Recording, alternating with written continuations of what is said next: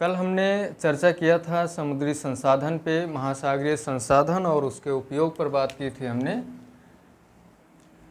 और हमने चर्चा किया था कि महासागरीय संसाधन है क्या, और जब स्थल भाग पे इतने संसाधन थे तो फिर हमें महासागरीय संसाधन को जानने की क्या ज़रूरत पड़ गई। उसके कारणों पे हमने बात किया था आपसे कि स्थल पे जो संसाधन है वो सीमित है और हमारी आवश्यकताएं असीमित होती जा रही हैं। दूसरी बात हमने चर्चा किया था कि जो स्थलीय संसाधन है वो अनवीकरणीय हैं, यानी वो समाप्त होंगे, पक्का है कि उनको समाप्त होना है और लगभग हम कर भी चुके हैं, ऊर्जा संकट की स्थितियों से जूझ रहे हैं। तीसरे कारक पे हमने चर्चा किया था कि ये सभी के सभी संसाधनों को हम प्रदूषित भी कर चुके हैं। इसमें और भी कारक आप जोड़ सकते हैं, जैसे वैज्ञानिक जिज्ञासा है कि लोगों के मन में एक सवाल हमेशा रहता है कि जब स्थल पे इतने संसाधन हैं तो इसी पृथ्वी का हिस्सा तो महासागर भी है, तो ऐसा तो हुआ नहीं है कि प्रकृति ने कोई चीज़ की बंटवारा किया और किसी को कम और किसी को ज़्यादा दिया हो। भाई अगर 30% 29% स्थल भाग पे इतने संसाधन दिए हैं प्रकृति ने, तो 70% महासागरों को भी उसी एवरेज में दिए होंगे संसाधन। तो क्यों ना हम महासागरीय संसाधनों पे ध्यान दें और उसका दोहन करने के लिए तकनीकियों का विकास करें। तो आज का जो मानव है इन्हीं सभी कारणों से समुद्री संसाधन की ओर आगे बढ़ रहा है। इन सब पे हमने बात किया था और ये आपको बताया था कि एक परिभाषा हमने दी थी छोटी सी जिमरमैन की, और कहा था कि संसाधन बनते नहीं हैं बल्कि क्या होता है, संसाधन होते नहीं हैं बल्कि बनते हैं। ये जिमरमैन ने कहा था और इसको मैंने एक्सप्लेन भी किया था पिछली क्लास में कि संसाधन होते नहीं हैं बल्कि बनते हैं। एक एग्जाम्पल भी दिया था आपको, सुनार और आपका खुद का। तो कोई भी संसाधन तब होगा जब हम उसका उपयोग और अपने विकास में सहयोग को सुनिश्चित कर सकें। अगर वो हमारे काम का नहीं है या हम उसकी उपयोगिता को नहीं समझ रहे हैं कि वो कैसे हमारे विकास में अपनी महत्वपूर्ण भूमिका निभा सकता है, तो फिर वो हमारे लिए क्या है, संसाधन नहीं है बल्कि वो एक न्यूट्रल स्टफ्स है, तुच्छ पदार्थ है जिसकी हमें कोई आवश्यकता नहीं, किसी अर्थ का नहीं है वो। जैसे ही हम ये समझ जाते हैं कि नहीं ये हमारे किसी काम का है, उसी समय वो क्या होता है, संसाधन बनता है। तो संसाधन होते नहीं हैं बनते हैं, ये जिमरमैन ने कहा था। ठीक है, कल इतनी बातें हो गई थी और आज हमें चर्चा करना था इस क्लास में कि संसाधन के प्रकार क्या हैं, महासागरों में किस प्रकार के संसाधन पाए जाते हैं और कितने तरह के, उसका क्लासिफिकेशन में हमने आपको एक स्केच बनाया था छोटा सा, जिसमें बताया था कि महासागरीय संसाधन दो भागों में बांटे जा सकते हैं। और एक तो जैविक संसाधन, ठीक है, या बायोटिक संसाधन है, बायोटिक रिसोर्सेज या लिविंग रिसोर्सेज। इसका अर्थ ये हुआ कि वो संसाधन जो जीवित अवस्था में पाए जाते हैं, वो संसाधन जो जीवित अवस्था में पाए जाते हैं। दूसरा हमने आपसे बात की थी कि एक हो अजैविक संसाधन है, अजैविक संसाधन या अबायोटिक रिसोर्सेज या नॉन लिविंग रिसोर्सेज। ये वो संसाधन है जो जीवित नहीं है, मृत अवस्था में है, जिनमें गति या किसी तरह के ऐसे संकेत नहीं पाए जाते हैं जो जीवित अवस्था में संसाधनों में पाए जाते हों। ठीक है, इसमें भी हमने दो कैटेगरी बताई थी। पहले पे हमने चर्चा किया था कि एक तो होगा खनिज संसाधन जो जीवित नहीं है, अजैविक है। खनिज संसाधनों में हमने चर्चा कुछ नहीं किया था, उसकी चर्चा अभी कर रहे हैं। दूसरा हमने आपसे बताया था ऊर्जा भी क्या है, अजैविक है। ठीक है, ऊर्जा संसाधन को भी आप दो भागों में डिवाइड कर सकते हैं, एक जीवित, एक बायोटिक और दूसरा एबायोटिक एनर्जी रिसोर्सेज। एक तो होगा बायोटिक एनर्जी रिसोर्सेज। बायोटिक का मतलब यहाँ क्या हुआ, मैं जबकि अजैविक संसाधनों की बात कर रहा हूँ तो फिर यहाँ बायोटिक क्यों लिख रहा हूँ। बायोटिक हम ओरिजिन के आधार पे लिख रहे हैं, ओरिजिन के आधार पे, ठीक है।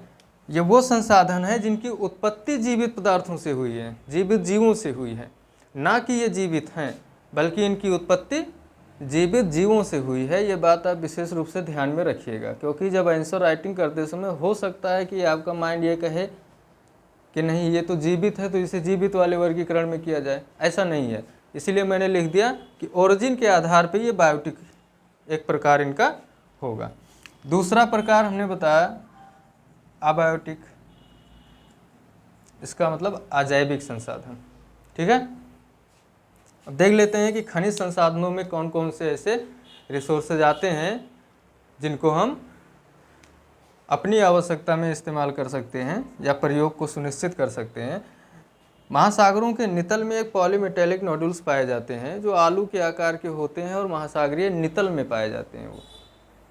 अब सवाल बनता है कि और ये ठीक ठाक मात्रा में पाए जाते हैं, ऐसा नहीं है कि हाँ बस थोड़ा बहुत। हमारे लिए आज इनका दोहन करना बहुत महंगा है। महंगा इसलिए है क्योंकि ऐसी तकनीकियों का हम विकास नहीं कर पाए हैं जो महासागरों के नितल तक जाएं और इन नोडुल्स को लेकर आएँ और वो कम पैसे में हो जाए, कम खर्चे में हो जाए।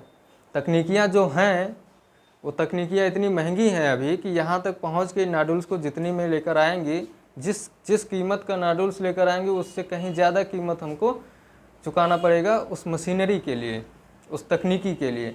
यानी अगर $10 बिलियन का हम खनिज निकाल रहे हैं नितल से, तो $12 बिलियन का क्या कर रहे हैं, इन्वेस्ट करना पड़ रहा है।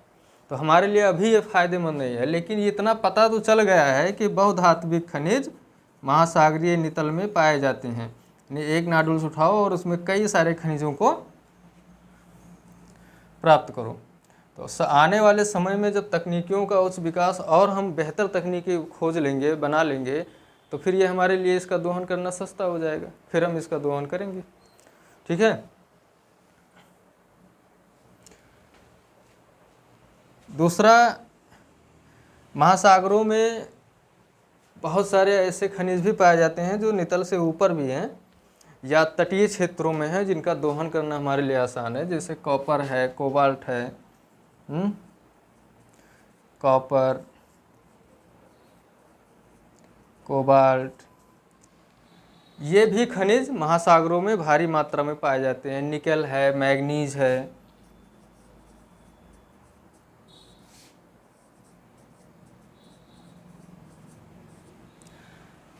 इन सब खनिजों के अलावा महासागरों में एक महत्वपूर्ण मिनरल्स पाया जाता है जिसे आप नमक कहते हैं, ठीक है। और नमक से कौन नहीं परिचित है, नमक। और एक मिनरल्स और पाया जाता है जैसे कोरल है। कोरल दो रूपों में हमारे यूज में आता है, एक तो मिनरल के रूप में आता है, खनिज संसाधन के रूप में आता है, दूसरा इंडस्ट्रियलाइजेशन, इसका भी इंडस्ट्रियों में उपयोग किया जाता है जैसे सीमेंट इंडस्ट्री में, और तीसरा ये जैविक रूप से हमारे लिए औषधीय गुण भी रखता है, चौथा पारिस्थितिकी के लिए एक रिच इकोसिस्टम बनाता है। तो कोरल या प्रवाल भित्तियों के बारे में हम अलग से एक चैप्टर में पढ़ेंगे। यहाँ आप इतना समझ लीजिए कि कोरल जो है एक महासागरीय जीव है जो अनुकूल भौगोलिक दशाओं में पाया जाता है और वहीं पे वो सर्वाइव कर सकता है। बहुत संवेदनशील होता है ये जीव। इस पे एक विशेष प्रकार की रंग बिरंगी एल्गी का सहयोग इसे प्राप्त होता है, जिसकी वजह से ये क्या होती है, कलरफुल दिखते हैं। तो आप नेट पे भी सर्च करेंगे तो बड़े ही लुभावने और बहुत प्यारे दिखते हैं ये। पर्यटन को बहुत ज़्यादा बढ़ावा देते हैं। आप जहाँ भी देखेंगे कि प्रवाल है वहाँ पे आप पर्यटन उद्योग को बहुत डेवलप देखेंगे, ठीक है। तो अलग अलग क्षेत्रों में प्रवाल की उत्पत्ति जो हुई है और उनका क्या विकास है, उनका वितरण, इन सभी दशाओं पे, इन सभी परिस्थितियों को हम इस चैप्टर में, कोरल रीफ वाले चैप्टर में डिटेल में पढ़ेंगे। ये सब संसाधन जो है ये क्या है, खनिज संसाधन है। इसके बाद आता है बात ऊर्जा संसाधन की। ऊर्जा संसाधन में दो प्रकार है, बायोटिक एनर्जी और एक अबायोटिक एनर्जी। बायोटिक एनर्जी में हमने बताया कि ऐसी एनर्जी रिसोर्सेज आएंगे जो क्या होंगे, जैविक रूप से, जिनकी उत्पत्ति जीवित जीवों से हुई है, जीवित पदार्थों से हुई है। ओरिजिन इनका जीवित जीवों से हुआ है, वर्तमान में ये जीवित नहीं है। जैसे पेट्रोलियम है,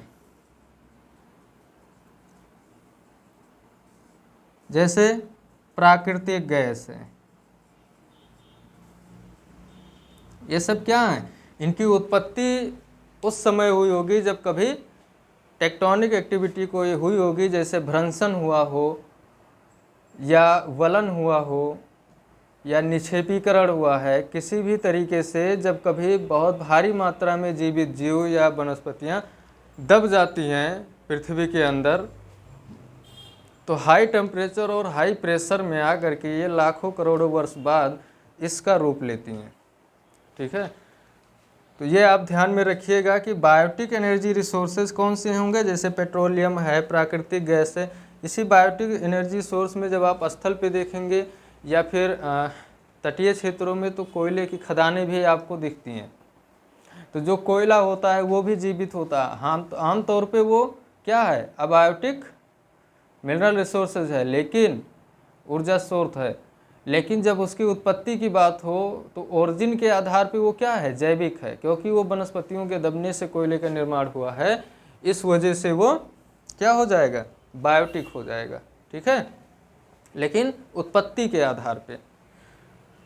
अबायोटिक एनर्जी सोर्सेज में वो सारे के सारे रिसोर्सेज आएंगे, एनर्जी रिसोर्सेज आएंगे जो जीवित नहीं है, महासागरों में हैं और जो जीवित अवस्था में नहीं है। जैसे ज्वारीय ऊर्जा है, टाइडल एनर्जी है, तरंग ऊर्जा है, वेव एनर्जी है, लहर ऊर्जा है, ओटेक ऊर्जा है। ये सब क्या हैं, ये सब महासागरों में पाए जाने वाले अबायोटिक एनर्जी रिसोर्सेज हैं। ठीक है, जैसे ज्वारीय ऊर्जा, इसकी चर्चा हमने किया आपसे, कैसे उत्पन्न होती है। तरंग ऊर्जा, लहर ऊर्जा, ओटेक के बारे में हमने आपको लिखवाया भी है तापमान वाले चैप्टर में कि हवाई द्वीप पे पाया जाता है, वहाँ पे इसके प्लांट लगाए गए हैं इस ऊर्जा को प्राप्त करने के लिए। ओटेक ऊर्जा समुद्री तापमान में, जो लंबवत तापमान में जो वेरिएशन होता है उससे उत्पन्न की जाती है।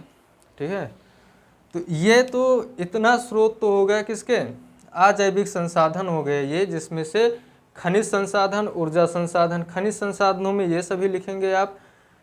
ऊर्जा संसाधनों को भी दो भागों में आप बांट लेंगे, एक बायोटिक एनर्जी सोर्सेज और एक अबायोटिक एनर्जी सोर्सेज। ठीक है, ये तो आपका एक आंसर कंप्लीट करेगा। कभी भी एग्जाम में एक क्वेश्चन के तौर पे इसे पूछा जा सकता है मेंस में, और प्रीलिम्स में स्टेटमेंट बनाया जा सकता है इसके, तो वहाँ आप मिस्टेक मत कीजिएगा। ये सारे के सारे पॉइंट बहुत इंपॉर्टेंट हैं। किताबों में आपको और भी इम्पोर्टेंट पॉइंट मिलेंगे, लेकिन ये जो हैं ये बेहद इम्पॉर्टेंट है, एग्ज़ाम में आने की इनकी 100% लगभग संभावना रहती है। तो इसे आप लोग नोट कर लीजिए। फिर चर्चा करते हैं जैविक संसाधनों पे। अब अगर जैविक संसाधनों की बात की जाए तो महासागरों में वो जैविक संसाधन जो मानवीय उपयोग को सुनिश्चित करते हों और हमारी आवश्यकताओं को पूरा करते हैं, वही संसाधन है। तो महासागरों में अब तक कौन कौन से ऐसे रिसोर्सेज हमको जीवित रिसोर्सेज मिले हैं जो हमारी आवश्यकताओं को पूरा करते हैं, जैसे हमारी खाद्य सुरक्षा को सुनिश्चित करते हों, हमारे पोषण को सुनिश्चित करते हों, तटीय क्षेत्र में रहने वाले लोगों के व्यापार और उनकी आर्थिक स्थिति को सुनिश्चित करते हों जो कि बेहतर बन सके। तो वो कौन कौन से हो गए संसाधन जो इन सभी कार्यों को पूरा करते हैं। इनमें पहला तो आप देख लीजिए फिश, यानी मछली। ये भी एक जैविक संसाधन है, जीवित जीव है। और मछली हमारी खाद्य सुरक्षा, पोषण, इन सब की आवश्यकताओं को क्या कर रही है, पूरा कर रही है। आप देखेंगे तो भारत के पूर्वी तट पे, उड़ीसा के तट पे झींगा मछली की खेती होती है, एक्वाकल्चर। इसके बारे में भी अभी देखते हैं। उसमें क्या होता है एक्वाकल्चर में, ऐसा नहीं है कि जैसे स्थल भाग पे खेती होती है ऐसी खेती होती है, नहीं। तटीय क्षेत्रों में, महासागरों में बाड़ बनाए जाते हैं, तार लगा के या खंबे गाड़ के या किसी भी तरीके से वो क्षेत्र सब लोग अपना डिसाइड करते हैं कि ये मेरा क्षेत्र है और ये मेरा क्षेत्र है, ऐसे करके बाड़ बना के लोग डिजाइन करते हैं। उसमें वो अपना सफिशिएंट मछलियों के लिए चारा देते हों, या मोती की खेती कर रहे हैं, तो या फिर अभी बहुत सारे शैवाल की खेती की जाती है, जो कि औषधीय गुण रखते हैं और बहुत प्रोटीन्स और न्यूट्रिएंट्स के मामले में वो बहुत रिच होते हैं।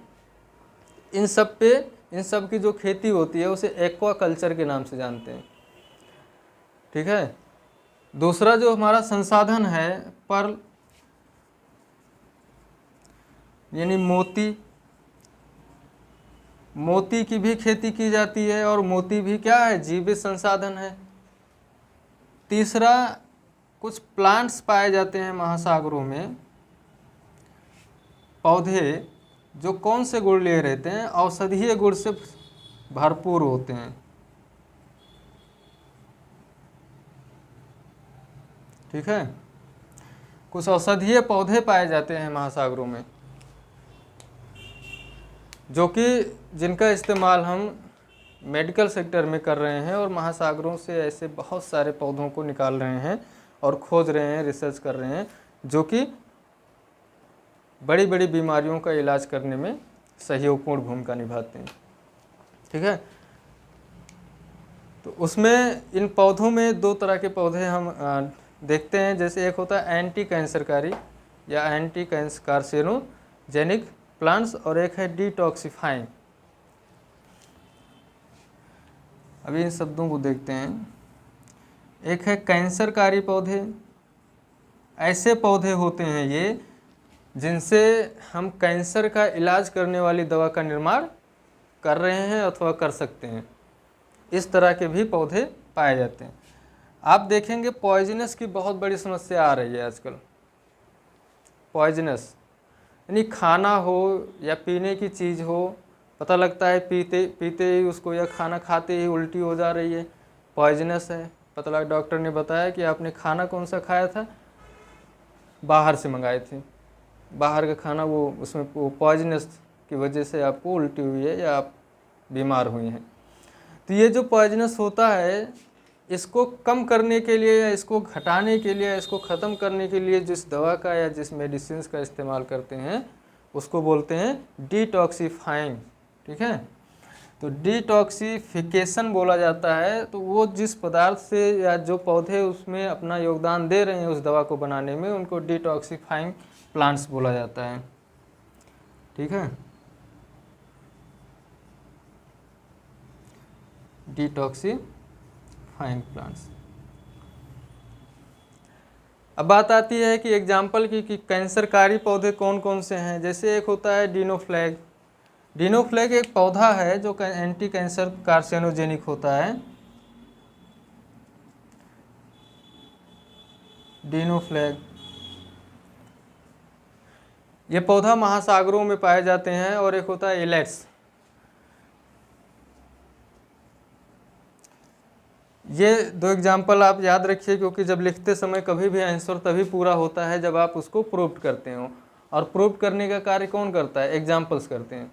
एग्जाम्पल्स हमें इसलिए नहीं पढ़ने हैं कि नहीं एग्जाम्पल पढ़ना बहुत नेसेसरी है, ज़रूरी है, बहुत आवश्यक नहीं है, लेकिन जो हम आंसर लिख रहे हैं, जो मैं बात कह रहा हूँ, क्या वो बात सही है? जब तक आप उदाहरण नहीं देंगे तब तक हम कैसे जानेंगे कि जो बात आप कह रहे हैं वो सही है? अब मैं इतना ही पढ़ा के छोड़ दूं कैंसरकारी पौधे, फिर आप कैसे मानोगे? लेकिन दो पौधों का नाम बताने का अर्थ हुआ कि अब मेरा आंसर कंप्लीट होता है कि मैं जो कह रहा हूँ वो बात सही है। तो जब आप कभी आंसर राइटिंग करेंगे तो वहाँ पे ये आंसर में आपको एग्जाम्पल्स देना होता है। 1 2 3 एग्जाम्पल्स आप दे देते हैं तो वो आंसर और स्ट्रांग हो जाता है। ठीक है। तो ये तो हो गया कैंसरकारी पौधे जो डिनोफ्लैग है, इलेट्स है। देखते हैं कि डिटॉक्सिफाइंग जो पौधे होते हैं, जो प्लांट होते हैं, यानी जो डिटॉक्सिफिकेशन को सुनिश्चित करते हैं, वो कौन से होते हैं? एक होता है स्पिरुलिना। स्पिरुलिना एक पौधा ये है जो डिटॉक्सीकरण को सुनिश्चित करता है, यानी जो पॉइजनस होता है उसको कम करने में या ख़त्म करने में महत्वपूर्ण भूमिका निभाता है। एक होता है क्लोरेला। क्लोरेला ये भी एक महत्वपूर्ण पौधा है महासागरों का जो हमें प्राप्त होता है। ठीक है। एक पौधा और है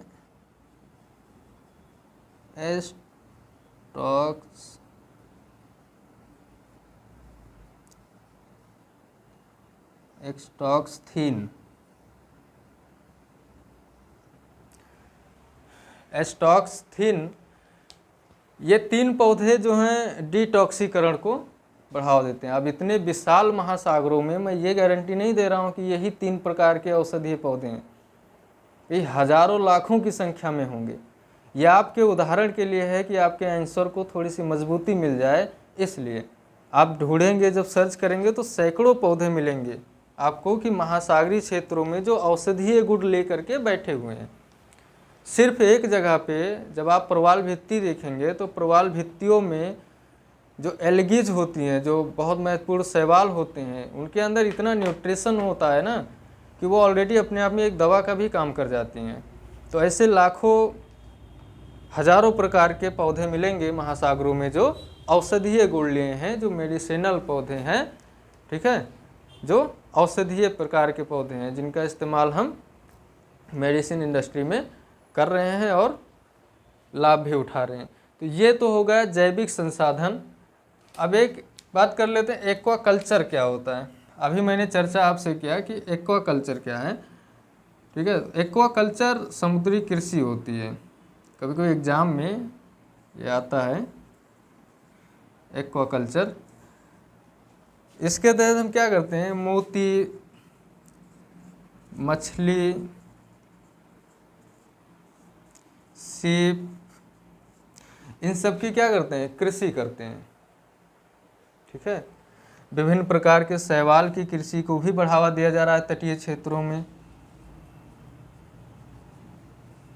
शैवाल, इन सब का कृषि करते हैं, और वो कृषि ऐसे नहीं होती है जैसा हम स्थलों पे करते हैं, ऐसे नहीं होती है। उसमें क्या करते हैं कि जलीय क्षेत्रों में, मान लीजिए कि ये पूरा का पूरा क्या है, इतने क्षेत्र को किसी व्यक्ति ने, तटीय क्षेत्रों को किसी ने रिजर्व किया, बाड़ लगा करके तार लगाया चारों ओर से।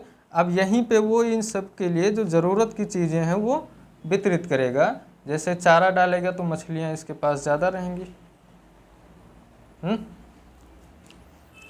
कुछ धान की कुछ फसलें हैं जो तटीय क्षेत्रों में, जहाँ पे ज्वार वगैरह स्थिति नहीं बनती है और एक पानी का लेवल लगभग मेंटेन रहता है, तो वहाँ पे कुछ विशेष प्रकार की धान की किस्में भी हैं जो जिनका उत्पादन किया जाता है। तो ये समुद्री संसाधन, महासागरीय संसाधन पे चर्चा थी, जो कि इस क्लास में अब समाप्त होती है। क्या इम्पोर्टेंस है वो भी आपने देखा, और इसमें सबसे महत्वपूर्ण जो है वो जैविक और ऊर्जा संसाधन है, जिस पे एग्ज़ाम में क्वेश्चंस आए भी हैं और आगे भी आते रहेंगे। तो आप इसे समझ लीजिए और बेहतर तरीके से इसे पढ़िए, क्योंकि अब हमारा जो भविष्य है वो समुद्र ही है, उसी के सहारे रहना है। क्योंकि आज का जो मानव है इतना ज़्यादा वो निर्भर हो गया है बाहर के सोर्सेज पे, और उन सब में सबसे ज़्यादा जो आपकी निर्भरता आज के डेट में बन रही है वो है एनर्जी की जो डिपेंडेंसी है, ऊर्जा स्रोत। छोटे से भी काम को लेकर के या बड़ा कोई काम हो, आपको ऊर्जा की सख्त आवश्यकता है। बिना एनर्जी के आप कुछ भी नहीं हो। तो घर में अब लालटेन तो कहीं मिलती नहीं है, वही एलईडी बल्ब, लाइट गई तो पूरे घर में अंधेरा। यहाँ तक कि एक छोटा सा दीपक भी आपके पास नहीं मिल पाता है उस समय। क्यों? क्योंकि हम निर्भर हो गए हैं बिजली पे। अब हमें ऐसा लगने लगा है कि बिजली तो रहेगी ही, क्या ज़रूरत है मिट्टी का तेल, केरोसिन, इन सब को जलाने की। और सही बात भी है कि जब है हमारे पास इलेक्ट्रिसिटी तो फिर इनको हम क्यों जलाएं। अब तो मिट्टी का तेल जल्दी मिलता भी नहीं है। तो इतनी ज़्यादा निर्भरता हो गई है, गाड़ी से लेकर के घर के बल्ब तक, खाने से लेकर के सोने तक, हर जगह आपको ऊर्जा की ज़रूरत है। और स्थल भाग पे ऊर्जा थी, लेकिन इतनी ज़्यादा नहीं थी कि आपकी सभी ज़रूरतों को वो पूरा कर सके। फिर भी अब तक वो पूरा की है, लेकिन अब ऊर्जा की संकट की स्थिति बन रही है, और इस संकट से निपटने के लिए हमें किसी विकल्प पे काम करना है। और वो विकल्प क्या होगा, महासागरों में है खासकर नवीकरणीय ऊर्जा वाले क्षेत्र पे काम करना होगा जो कभी समाप्त ना हो। हमें उन ऊर्जा स्रोतों पे बहुत विशेष ध्यान देने की अब ज़रूरत नहीं है जो समाप्य योग्य हैं। हमें उन ऊर्जा स्रोतों को और बेहतर बनाना है, उसके लिए और बेहतर तकनीकियों का विकास करना है जो नवीकरणीय हों, जिनको कभी समाप्त होने की डर से आप ना बैठें कि ये ऊर्जा इतने समय बाद समाप्त हो जाएगी। और आज की सरकारें इस पे काम भी कर रही हैं कि अब नवीकरणीय ऊर्जा को बढ़ावा दिया जाए, जैसे सौर ऊर्जा है, पवन ऊर्जा है, लहर ऊर्जा, ज्वार ऊर्जा। तो ये सारी ऊर्जा स्रोत ऐसे ऊर्जा स्रोत हैं कि जब तक ये सूर्य, चांद, पृथ्वी रहेंगे तब तक ये ऊर्जा स्रोत रहेंगे और तभी तक मानव भी रहेगा। तो एक बेहतर तकनीकी विकास और कुशल मानवीय हस्तक्षेप से महासागरों के जो संसाधन हैं उनका हम दोहन करना प्रारंभ कर चुके हैं और प्लांट्स लगाए जा रहे हैं लगातार। आगे देखते हैं क्या होता है।